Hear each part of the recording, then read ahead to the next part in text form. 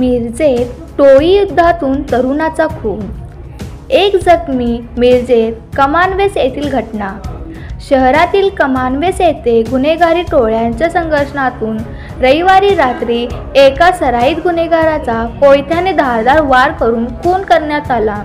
कुणाल वाली, वय 22, राहणार पवनचक्की, इंदिरानगर, म्हाडा कॉलनी, मिरज असे खून झालेले तरुणाचे नाव आहे.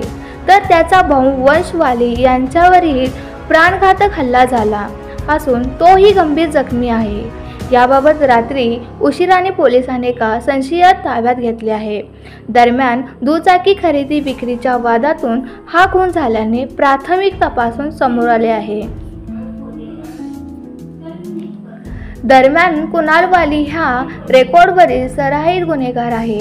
वेगवेगळ्या पोलीस ठाण्यांमध्ये त्याच्यावर अनेक गंभीर स्वरूपाचे गुन्हे दाखल होते.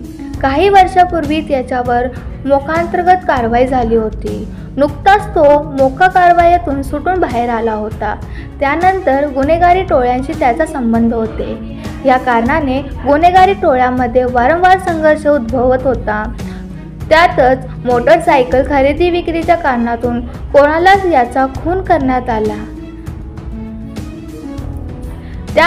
मोटरसायकल खरेदी विक्रीच्या कारणातून कुणाल याचा खून करण्यात आल्याचे पोलिसांच्या प्राथमिक तपासातून समोर आले आहे. गुन्हेगारी टोळी युद्धात तरुणाचा खून झाल्याने शहरात खळबळ आली आहे. गुन्हेगारी टोळी युद्धात तरुणाचा खून झाल्याने शहरात गडबड आली आहे.